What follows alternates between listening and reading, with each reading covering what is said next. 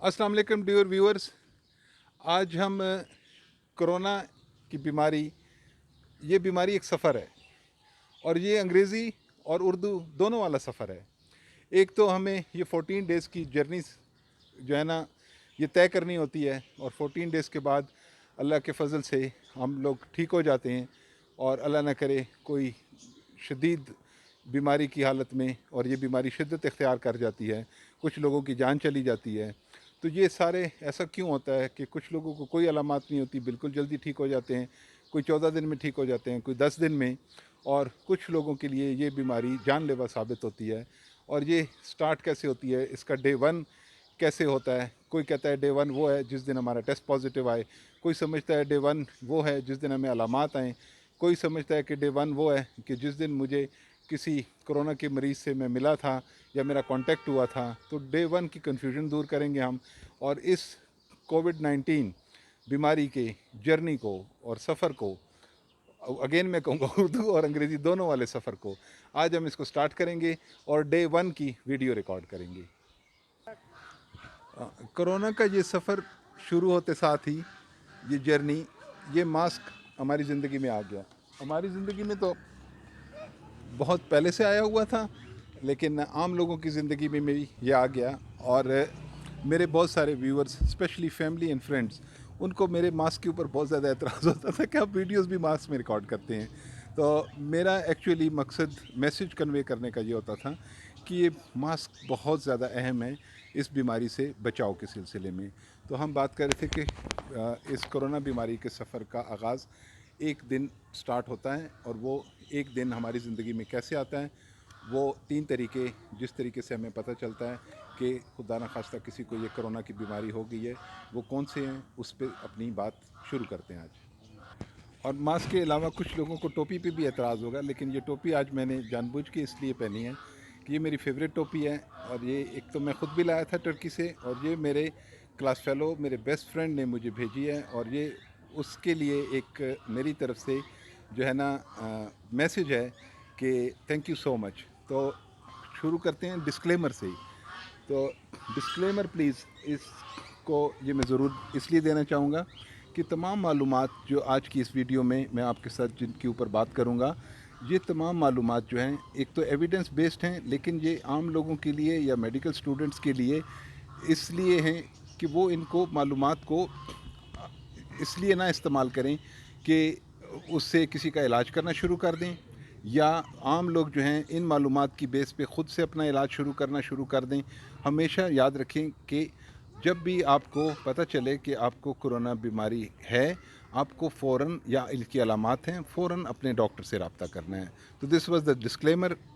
It was important, तो इसलिए मैंने ज़रूरी समझा। और ये हमारा है जी 14 डेज़ का, जैसे मैंने कहा था, इसमें 21 भी लिखा हुआ है, और मैं आगे वजाहत करूँगा कि 21 डेज़ का जिक्र मैं क्यों कर रहा हूँ इस सफ़र का। कोविड-19 इन्फेक्शन और डिज़ीज़ में क्या फ़र्क है। यानी बाज़ लोग इसको समझते हैं कि किसी का अगर कोरोना टेस्ट पॉजिटिव आ जाए और उसको कोई अलामत ना हो, तो हम उसको कहेंगे कि दिस पर्सन इज़ सार्स-CoV-2 या कोविड-19 पॉजिटिव। वो बीमार नहीं है, उसको बीमारी नहीं है कोरोना की, उसको सिर्फ इन्फेक्शन हुआ है। और बीमार हम उसको कहते हैं जिसमें अलामात आ जाएं, या अल्लाह ना करे उसके फेफड़े इन्वॉल्व हो जाएं, या बीमारी शिद्दत इख्तियार कर जाए। हाँ, तो डे वन का हम तयन कैसे कर सकते हैं कि 3 तरीके हैं हमारे पास। कि एक तो ये है कि जिस दिन हमें ये सार्स-CoV-2 वायरस लगा, तो एक्सपोजर टू सार्स-CoV-2 वायरस इन्फेक्शन, ये डे वन। ये बहुत मुश्किल है कि इसका अंदाज़ा हम लगाएं, क्योंकि ये इनविजिबल वायरस है, और डॉक्टर के लिए या किसी इंडिविजुअल के लिए ये अंदाज़ा लगाना कि किस दिन ये कोरोना वायरस लगा था, नियरली इम्पॉसिबल है। लेकिन जिसको हम कॉन्टैक्ट ट्रेसिंग कहते हैं, ये कुछ लोगों ने इसके कोर्स किए हैं, और कुछ डॉक्टर्स ये बेहतर तरीके से कैलकुलेट कर सकते हैं, बड़े करीब तरीन कैलकुलेट कर सकते हैं कि ये अंदाज़न किसी शख्स को ये जरासीम किस दिन लगा। और फिर दूसरा है अलामात का ज़ाहिर होना, अपीयरेंस ऑफ सिम्टम्स। तो अलामात जो हैं इसके ऊपर हम ज़रूर सेपरेट जो है ना, मैं कोशिश करूँगा कि डिटेल में एक्सप्लेन करूँ। शुरू में अलामात और थी, टाइम के साथ साथ चेंज होती रहीं, और जिस दिन अलामात ज़ाहिर हों तो उस दिन को भी हम डे वन ले सकते हैं। और तीसरी चीज़ जो है, किसी को कोई अलामात ना हों या अलामात हों, या किसी ने अपना ट्रैवल करने के लिए या उसका किसी से रब्ता हुआ या कांटेक्ट हुआ पॉजिटिव केस के साथ, उसने कोरोना टेस्ट कराया या वैसे ही शक की बुनियाद पे करवाया और उसको कोई अलामत नहीं है, तो जिस दिन उसकी कोरोना की रिपोर्ट आती है और अगर वो पॉजिटिव हो तो वो उसको डे 1 कैसे कंसिडर करे और डे 1 उसके लिए कौन सा होगा। तो इन तीनों सूरतों में जो है ना, डे 1 से डे 14 की ये जो जर्नी है, इसकी कैलकुलेशंस, इसको समझना, इस पे ही आज हम बात करेंगे। हाँ, जैसे मैंने कहा कि डे 1 के किसी को एक्सपोजर हुआ हो, तो एक्सपोजर यानी ये वायरस हमें लगता कैसे है, ये जानना बहुत ज़्यादा ज़रूरी है। मोड ऑफ ट्रांसमिशन ये ड्रॉपलेट्स के थ्रू होता है, जिन्हें हम छींटे कह सकते हैं, जो बोलने के दौरान, खांसने के दौरान, छींकने के दौरान पैदा होते हैं। और सार्स कोव 2 जो वायरस है, ये डायरेक्ट ट्रांसमिशन और इनडायरेक्ट दो तरीके के ट्रांसमिशन होते हैं। डायरेक्ट ट्रांसमिशन हम टेक्निकली उसको कहते हैं कि जिसमें बोलने के दौरान, खांसने के दौरान, छींकने के दौरान ये ड्रॉपलेट्स जो हैं डायरेक्ट किसी दूसरे शख्स के चेहरे पे और या उसके सांस के रास्ते जो है वो जिस्म के अंदर दाखिल हो जाएं, यानी ट्रांसमिशन थ्रू ड्रॉपलेट्स, इसको हम डायरेक्ट ट्रांसमिशन कहेंगे। तो इसलिए मास्क की अहमियत पे हम बहुत ज़्यादा ज़ोर देते हैं और बहुत ज़्यादा बात करते हैं। इनडायरेक्ट ट्रांसमिशन ऐसा है जिसको, जैसे हम कहते हैं कि जो शख्स इस बीमारी में मुब्तला हो, अगर वो शख्स छींकता है, खांसता है, बोलता है, तो ये ड्रॉपलेट्स जो हैं, ये छींटें मुख्तलिफ़ सर्फेसिस पे जाके गिरती हैं या उसके इस्तेमाल में जो चीज़ें आती हैं जैसे टिशू है, रुमाल है, उससे वो शख्स जिस चीज़ को छुएगा या हाथ लगाएगा, वहाँ ये वायरस और ड्रॉपलेट्स जो हैं वहाँ चले जाएंगे और उन सर्फेसिस से, जिनको हम हाई रिस्क सर्फेसिस या हाई टच सर्फेसिस कहते हैं, वहाँ से ये कोरोना इनडायरेक्ट ज़रिए से, यानी आप उसको छुएंगे, फिर अपने मुंह को छुएंगे, तो आपके मुंह या नाक के ज़रिए रास्ते ये दाखिल हो जाएंगे आपके जिस्म में और कोरोना की बीमारी का सबब बन सकते हैं। तो ये डायरेक्ट और इनडायरेक्ट ट्रांसमिशन है। डायरेक्ट ट्रांसमिशन, थोड़ा सा मैं यहाँ पे पर्सनली एक चीज़ क्लैरिफाई करना चाहूँगा फॉर मेडिकल स्टूडेंट्स कि पहले डब्ल्यूएचओ ने पिछले साल मार्च अप्रैल में इस बीमारी को डिक्लेयर किया कि this is not an airborne disease,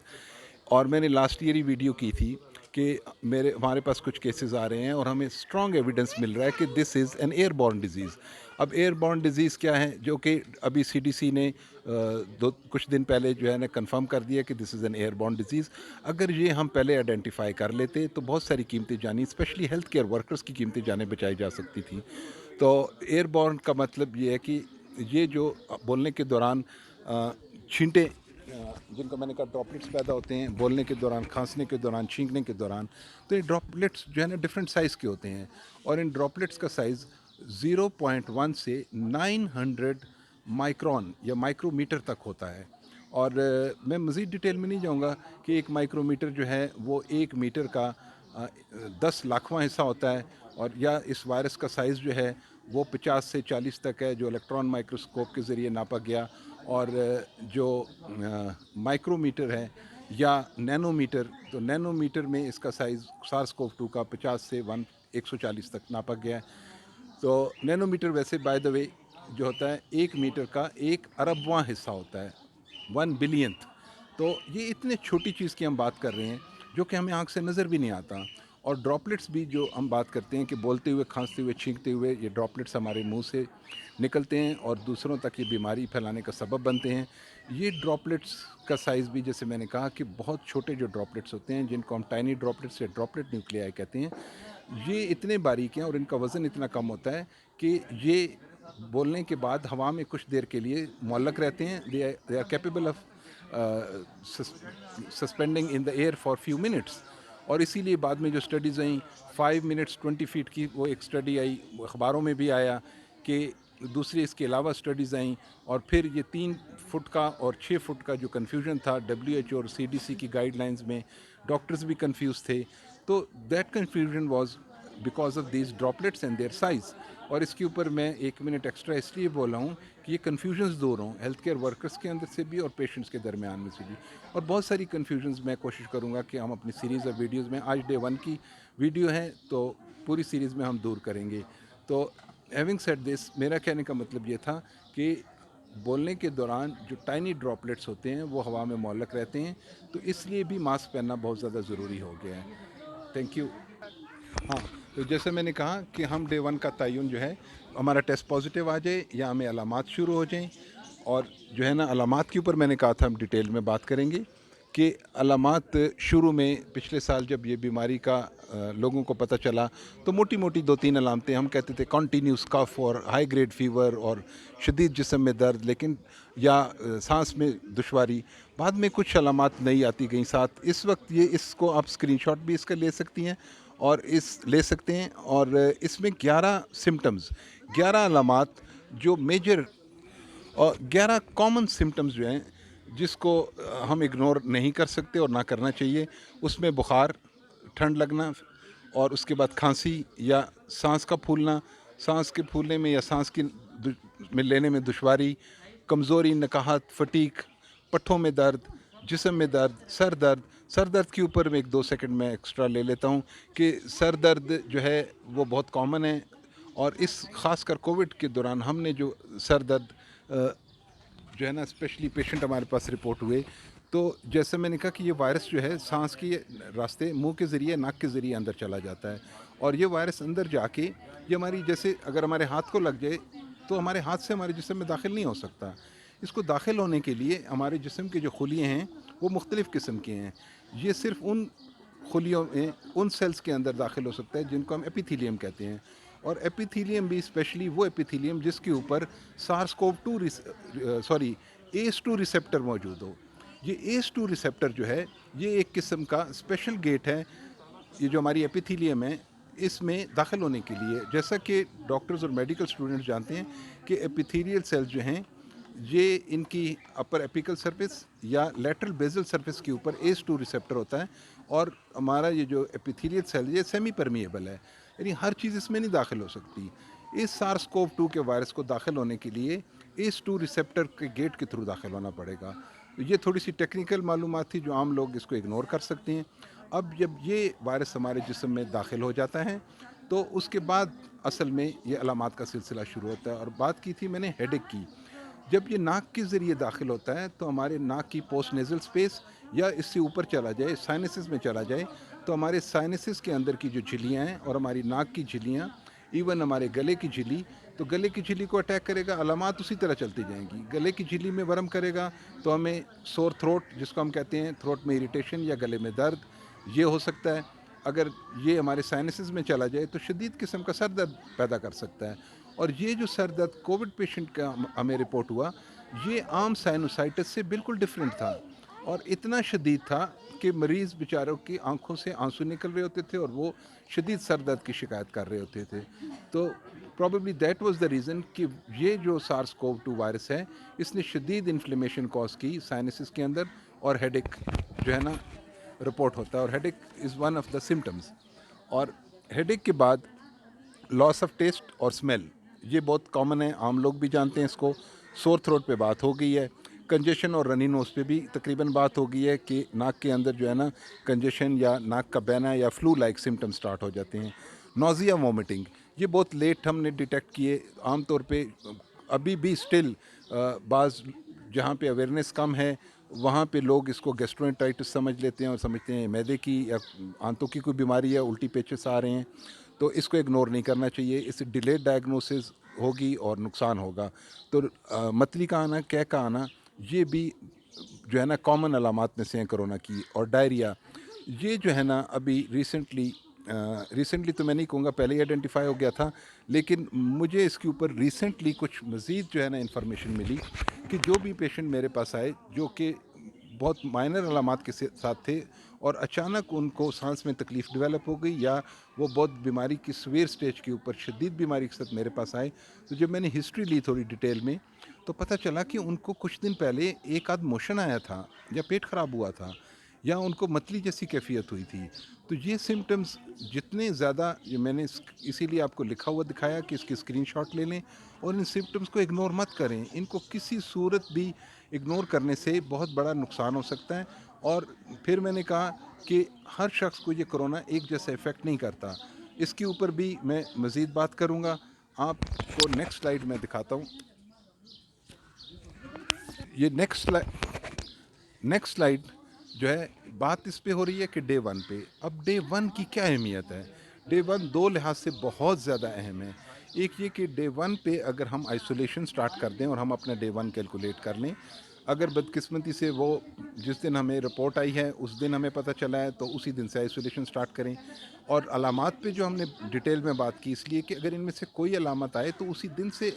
isolation start کر دیں. آپ کے لیے وہی ڈے ون ہے, ٹیسٹ بعد میں ہوتا رہے گا. اسی طریقے سے اگر آپ کا کسی سے کلوز کانٹیکٹ ہوا ہے یا آپ کو شک پڑا ہے کہ یا آپ کو پتہ چلا ہے کہ یہ شخص کرونا کا مریض تھا اور آپ کا اس سے رابطہ قریبی رہا ہے, تو اس صورت میں آپ اس کو اپنا ڈے ون کنسیڈر کر کے اس کو ہم آئسولیشن نہیں کوارنٹین کہیں گے. کسی اگلی ویڈیو میں, کیونکہ یہ ڈے ون کی ویڈیو ہے, اگلے 2-3 دن کی جو ویڈیوز ہوں گی وہ ایکچولی جب کرونا کی بیماری کی شدت والی فیز آتی ہے جس کو ہم انفلیمیٹری فیز کہتے ہیں, اس کے بیچ میں ہمیں کافی دنوں کا گیپ ملے گا اور ہم ڈیٹیل میں ڈسکس کریں گے اس چیز کے اوپر کہ یہ بیماری جو ہے انفلیمیٹری فیز میں کب جاتی ہے اور جو آئسولیشن ہے اور کوارنٹین میں فرق کیا ہے. تو جس کا ٹیسٹ نہ بھی ہو, شک بھی ہو, اگر وہ جو ہے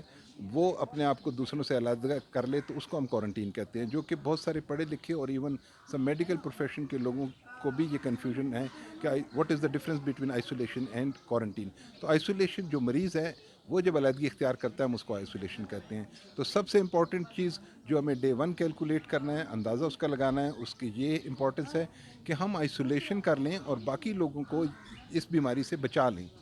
تو ڈیوریشن آف آئسولیشن, اس کے اوپر بھی بہت بات ہوتی رہتی ہے. لیٹسٹ تو CDC کا یہ ہے کہ اگر مائلڈ ٹو ماڈریٹ کیسز جو ہوتے ہیں, اور یہ جب میں باتیں کر رہا ہوں مائلڈ ٹو ماڈریٹ کیس یا سویئر کیس یا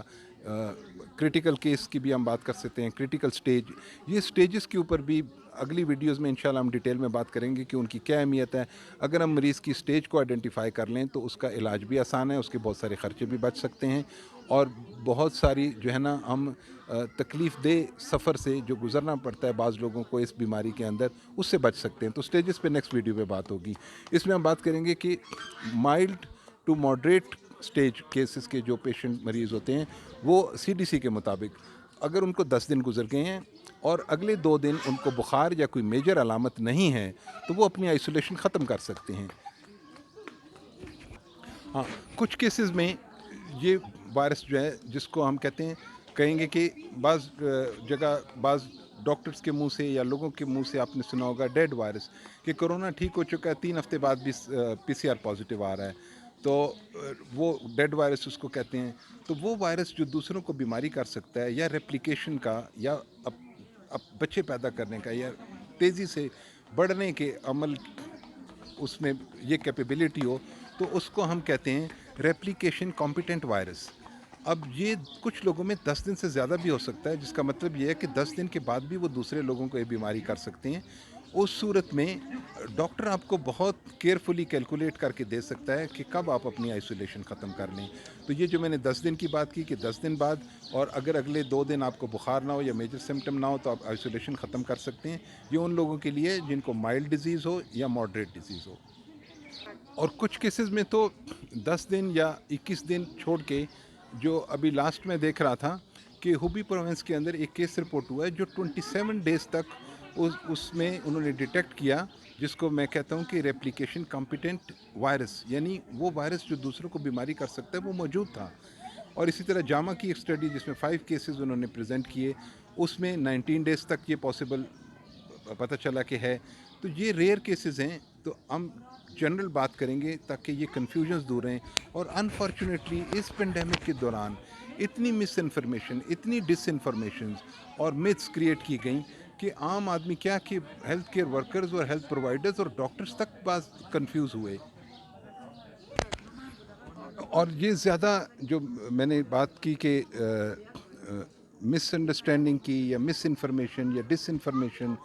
اور زیادہ جو ہے یہ انفارچونیٹلی سوشل میڈیا یا ایون الیکٹرانک میڈیا, کچھ میں نے ٹی وی پروگرامز دیکھے جس میں بتایا گیا کہ یہ وائرس نہیں ہے, بیکٹیریا ہے, اور بتایا گیا کہ اس کا علاج شاید صرف ایک گولی ڈسپرین ہے, اور یہ کارپوریٹ ورلڈ نے ایسا کیا ہے. اور یہ جو ہے ویکسینز بھی اس کے اوپر بہت ساری جو ہے نا, جس کو ہم کہتے ہیں ویکس رجسٹرز یا ویکسین کے جو خلاف بات کرتے ہیں, یہ ساری اگلے 14 ڈیز ہمیں انشاءاللہ ملیں گے. ہم سیریز آف ویڈیوز میں کافی لوچ مونڈیے جو کہ فرینچ وائرولوجسٹ اور نوبیل پرائز ونر, اتنا بڑا جو ہے نا ڈاکٹر, اتنا بڑا وائرولوجسٹ, اس نے جب یہ بات کی کہ یہ کرونا وائرس جو ہے اس کی اسٹرکچر میں کچھ ایلیمنٹس ہیں جو کہ HIV-1 یا ملیریا جسے ہم کہتے ہیں فیلسی فارم پلازمودیم فیلسی پارم، اس کے ایلیمنٹس جو ہیں اس کی اسٹرکچر پروٹین میں اس نے ڈیٹیکٹ کیے، اور اس نے یہ کہا ایک اور اپنے انٹرویو کے دوران کہ شاید یہ وائرس کسی لیبارٹری سے ڈیورنگ ایکسپیریمنٹ جو ہے یہ وہاں سے اسکیپ کر گیا تھا یا لیک کر گیا تھا یا اس کو جان بوجھ کے چھوڑا گیا تھا، جو ہم بایولوجیکل وارفیئرس کی بات کرتے ہیں۔ تو اس چیز کو بھی میں اپنی نیکسٹ ویڈیوز میں انشاءاللہ ضرور کلیئر کروں گا کہ یہ جو بات کی ڈاکٹر لچ نے کہ یہ کیا ایکچولی اس کو کس طرح مس انٹرپریٹ کیا گیا سوشل میڈیا کے اوپر اور الیکٹرانک میڈیا کے اوپر، اور ہم لوگ بجائے اس کے کہ لوگوں کی جان بچانے کی بات کریں، لوگوں کے علاج کی بات کریں، ہم لوگ اتنی ٹیکنیکل اور ہائی اسپیشلائزڈ ڈبیٹ میں چلے جاتے ہیں اور بعض اوقات سائنٹیفک نالج کو مس انٹرپریٹ کر کے بہت سارے کنفیوژنس پیدا کر دیتے ہیں۔ تو ساتھ ساتھ ہم یہ کنفیوژنز انشاءاللہ دور کرتے رہیں گے اپنی ویڈیوز میں۔ تو جس طرح میں کہہ رہا تھا کہ ماڈریٹ ٹو مائلڈ کیسز 10 دن کے بعد اگر ان کو اگلے 2 دن بخار نہ ہو تو وہ اپنی آئسولیشن ختم کر سکتے ہیں، اور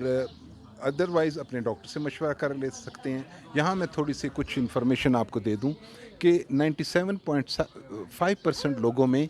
یہ جو ہے نا سمٹمز یہ 14 دن کے اوپر ختم ہو جاتے ہیں، اور ایوریج اگر ہم نکالیں تو 11.5 ڈیز کے اندر بھی جو میجورٹی نمبر آف کیسز ہیں وہ یہ علامات ختم ہو جاتی ہیں۔ تو CDC کی جو لیٹسٹ گائیڈ لائنز ہیں کہ اگر 10 دن مائلڈ ٹو ماڈریٹ کیسز ان کو گزر گئے ہیں اور میجر علامات نہیں ہیں، بخار نہیں ہے، تو وہ اپنی آئسولیشن ختم کر سکتے ہیں۔ اس میں آپ کو کرونا ساز PCR یہ ٹیسٹ کروانے کی ضرورت نہیں پڑے گی اور نہ ہی ہونی چاہیے، اور پہلے جو مینڈیٹری PCR یا ڈبل PCR بعض ایئر لائنز ریکمینڈ کرتی تھیں یا بعض کنٹریز کے اندر، تو جیسے جیسے وقت گزر رہا ہے ہمارے پاس لیٹسٹ انفارمیشن آتی جا رہی ہیں، ویسے ویسے جو ہے نا یہ گائیڈ لائنز بھی چینج ہو رہی ہیں اور ہم بھی آپ کو اپڈیٹ کرتے رہیں گے انشاءاللہ۔ اور یہ انفیکشیس پیریڈ اس کی بھی آپ اسکرین شاٹ لے سکتے ہیں۔ یہ پھر میں کہوں گا کہ کوئی میڈیکل اسٹوڈنٹس یا جو ہے جو لوگ انٹرسٹیڈ ہوں وہ انفیکشیس پیریڈ کیا ہوتا ہے، انکیوبیشن پیریڈ کیا ہوتا ہے، اور جس دوران انفیکشیس پیریڈ جس کی ہم بات کرتے ہیں کہ ایک انڈیویجول کب تک دوسروں کو یہ بیماری لگا سکتا ہے، یا انکیوبیشن پیریڈ کہ کتنے دن گزر چکے ہیں جس دن یہ وائرس کو ایکسپوئر ہوا تھا، اور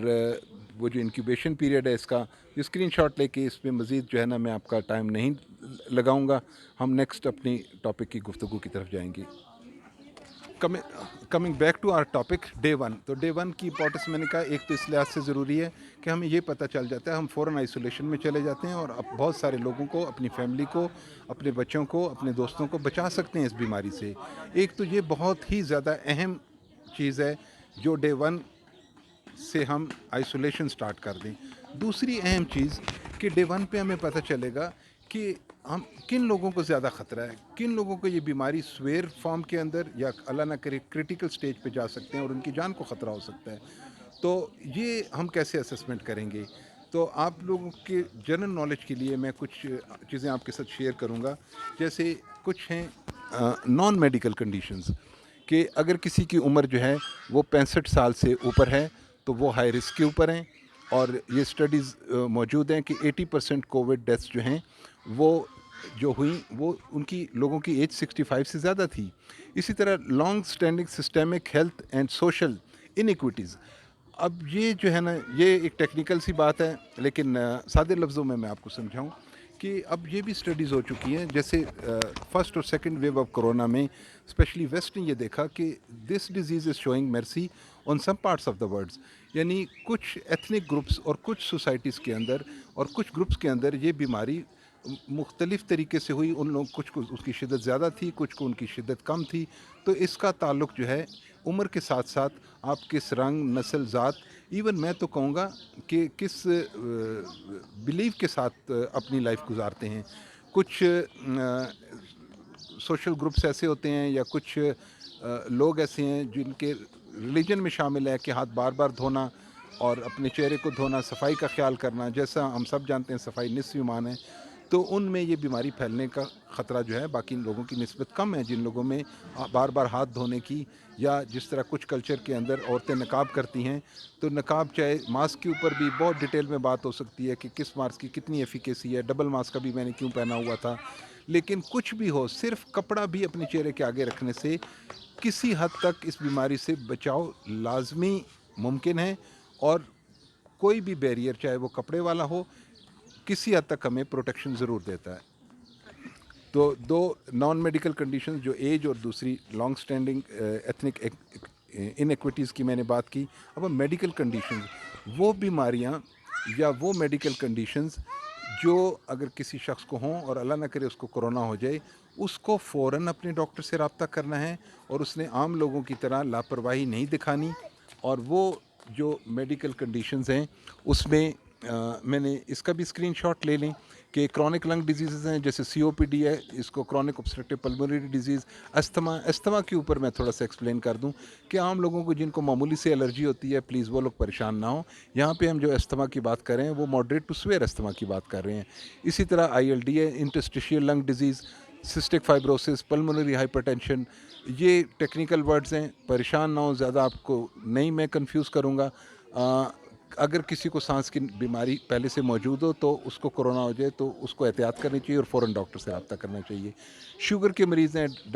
یہ نہ دیکھیں کہ ٹائپ 1 ڈائبٹیز ہے, ٹائپ 2 ڈائبٹیز ہے, یا بہت زیادہ ڈیٹیل میں ہمیں جانے کی ضرورت نہیں ہے کہ شوگر کے مریضوں کو کیوں زیادہ خطرہ ہوتا ہے, ان میں بلڈ کلاٹس بننے کا کیوں,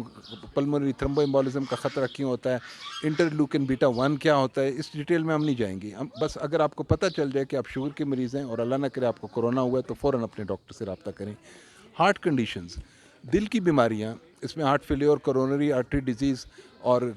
کارڈیو مایوپیتھیز, ہائپر ٹینشن, اس کی بھی ڈیٹیل میں نہیں جائیں گے. اگر آپ کو پتہ ہو کہ آپ کا دل کسی وجہ سے, آپ کے دل کے پٹھے کمزور ہیں یا آپ کو دل کی کسی قسم کا کوئی عارضہ بھی ہے تو فوراً اپنے ڈاکٹر سے رابطہ کریں. اگر آپ کو کرونا جیسی علامات ہوں یا آپ کا ٹیسٹ پازیٹیو آ جائے. کرونک کڈنی ڈیزیز, ذرا ڈاؤن سنڈروم ہے, یہ بھی بس یاد رکھیں, یہ جن لوگوں کو ہوتا ہے یا جن کی فیملی میں ہے ان کو پتہ ہوتا ہے, عام آدمی کو اس کے جاننے کی ضرورت زیادہ شاید نہیں ہوگی. کینسر, ہر قسم کا کینسر, خاص کر وہ پیشنٹ جو کینسر کی مریض ہیں اور کینسر کا علاج لے رہے ہیں یا خدا نخواستہ کینسر کی وجہ سے بیڈ پر ہیں, ان کو بہت احتیاط کرنی ہے. اور اسی طرح ڈیمنشیا اور دوسری جو اعصابی بیماریاں ہوتی ہیں اور کنڈیشنز ہوتی ہیں ان کو خیال رکھنا چاہیے. لیور ڈیزیزز, جگر کی بیماریاں, کرونک لیور ڈیزیزز یا سیروسس, یا ایون میں تو کہوں گا کہ اگر کسی پیشنٹ کو ڈاکٹر بتائے کہ تمہارا لیور جو ہے وہ فیٹی چینج آ گئی ہے یا جو ہے نیکسٹ اسٹیج پہ نیش یا اس قسم کی کوئی بھی بات سنی ہے یا سیروسس کی بات کسی ڈاکٹر سے سنی ہے, اگر جگر میں کوئی بھی مسئلہ یا بیماری موجود ہو تو کرونا بیماری ہونے کی صورت میں فوراً اپنے ڈاکٹر سے رابطہ کریں. سالڈ آرگن اور بلڈ اسٹیم سیل ٹرانسپلانٹ, یہ بھی بس یہاں صرف اتنا ہی ذکر کر کے میں آگے گزر جاؤں گا تاکہ آپ کا ٹائم بچا سکوں. اوبیسٹی, اس کے اوپر میں تھوڑا رکوں گا. موٹاپا, اوبیسٹی جو ہے اس مرض میں جن لوگوں کو سارس کوو 2 کی بیماری ہو جائے, کووڈ-19 بیماری میں موٹاپا جو ہے خطرناک ہو سکتا ہے. اور آپ یہ ڈیسائیڈ کرنا کہ کون شخص موٹا ہے کون نہیں ہے. اب اگر میں یہ بیٹھ کے آپ لوگوں کے ساتھ جو ہے کہوں کہ جی میں موٹا نہیں ہوں اور دوسرا کوئی کہے کہ نہیں آپ موٹے ہیں, تو اس کا بہت آسان طریقہ ہے بی ایم آئی جس کو ہم کہتے ہیں, بیزل میس انڈیکس. وہ آرام سے آپ کیلکولیٹ خود کر سکتے ہیں, آن لائن آپ سرچ کر کے دیکھ سکتے ہیں, اپنے ڈاکٹر سے کیلکولیٹ کروا سکتے ہیں. 25 سے اوپر یا میں کہوں گا 30 سے اوپر جو ہیں یا 40 از اے ویری اپر لمٹ, تو یہ لوگ تو ڈیفینیٹلی اوبیز ہیں. ان کو تو اگر کرونا وائرس ہو جائے تو ان کو اپنے ڈاکٹر سے فوراً رابطہ کرنا چاہیے. اور اسٹروک جن لوگوں کو فالج کا اٹیک ہوا ہے اور یا خدا نخواستہ بلڈ پریشر کی وجہ سے کبھی ان کو ہیمریجز, برین ہیمریج اور یا ڈسیبلٹیز ہیں, تو ان لوگوں کے لیے جو ہے وہ بہت بڑا رسک فیکٹر ہے. اسموکنگ, جو لوگ اسموکنگ کرتے ہیں یا اسموکنگ کر کے چھوڑ بھی چکے ہیں اس کے بعد بھی اگر خدا نخواستہ ان کو سارس کوو 2 انفیکشن ہوتا ہے تو انہیں اپنے ڈاکٹر سے فوراً رابطہ کرنا چاہیے. خون کی کچھ بیماریاں ہیں جیسے تھیلاسیمیا, سکل سیل ڈیزیز ہے. پریگنینسی کے اوپر میں بات یہاں کرنا کہ یہ میڈیکل ڈیزیز تو نہیں ہے but it is a medical condition. اور फर्स्ट टाइम मेरे पास जब एक कोरोना पॉजिटिव केस आया and that lady was pregnant, तो मैं भी बहुत ज़्यादा परेशान हुआ कि ये एक नई बीमारी है, इसके बारे में अब इतना जानते नहीं हैं ये। और स्पेशली मैं इसलिए परेशान था कि मेरे ज़िम्मे अब एक जान नहीं, दो जानें हैं जिनका मैंने ख्याल रखना है। और उस पेशेंट ने मुझे बताया कि उसकी गायनाकोलॉजिस्ट ने उसको कहा कि बेहतर है कि आप किसी मेडिकल स्पेशलिस्ट या पल्मोनोलॉजिस्ट के पास चली जाएं। तो ये भी उस लेडी डॉक्टर ने बहुत अच्छा किया कि टाइम के ऊपर उसको बता दिया, क्योंकि प्रेगनेंसी इज़ अ कंडीशन जो कि हाई रिस्क फैक्टर्स के अंदर आता है। और अल्हम्दुलिल्लाह वो बच्चा और माँ दोनों खैर खैरियत से हैं। और अल्लाह सबको अपनी सबको खैर खैरियत से रखे, और हम सबको इस बीमारी की कॉम्प्लिकेशन से या इस बीमारी की शिद्दत से, या हमारे प्यारों को और कुछ लोगों के अज़ीज़ और हमारे प्यारे जिनकी डेथ हुई, अल्लाह ताला उनकी मग़फ़िरत करे। तो हमें ये जो रिस्क फैक्टर्स मैंने आइडेंटिफाई किए हैं, ये बहुत ज़्यादा इन पे तवज्जो देनी पड़ेगी, इनको याद रखना पड़ेगा। और वो मरीज़ जो इन बीमारियों में मुब्तला हैं या इन कंडीशंस के साथ हैं, उन्हें ज़रूर रब्ता करना चाहिए फ़ौरन अपने डॉक्टर के साथ। तो डे वन के ऊपर आज मेरा ख्याल है मोर देन इनफ हो गया है कि जैसे ही आपको पता चले कि आपको कोरोना की अलामात हैं, या आपका टेस्ट पॉजिटिव आ गया है, या आपका किसी कोरोना के मरीज़ से डायरेक्ट कांटेक्ट हुआ है, तो आप आज की